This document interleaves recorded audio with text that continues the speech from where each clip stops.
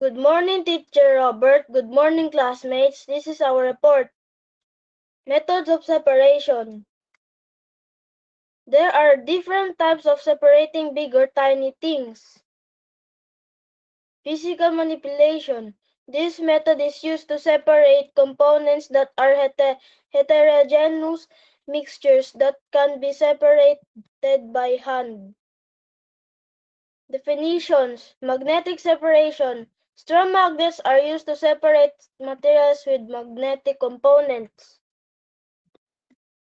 Definitions. Evaporation is a method that can separate a soluble liquid from a liquid solvent. The solute component left from the container is residue after boiling.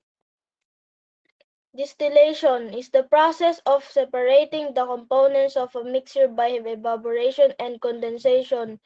It is used in separating or purifying substances in a liquid mixture. Filtration is used to separate components of a mixture that have different sizes by using a filter paper.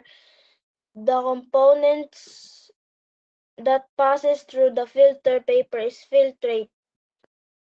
Sieving is used to separate stones from sand. Sedimentation. The solid components in the mixture sinks at the bottom of the container. Decantation is another process of separating solid liquid mixtures. The layer of liquid is gently poured to another container. Thank you, everyone.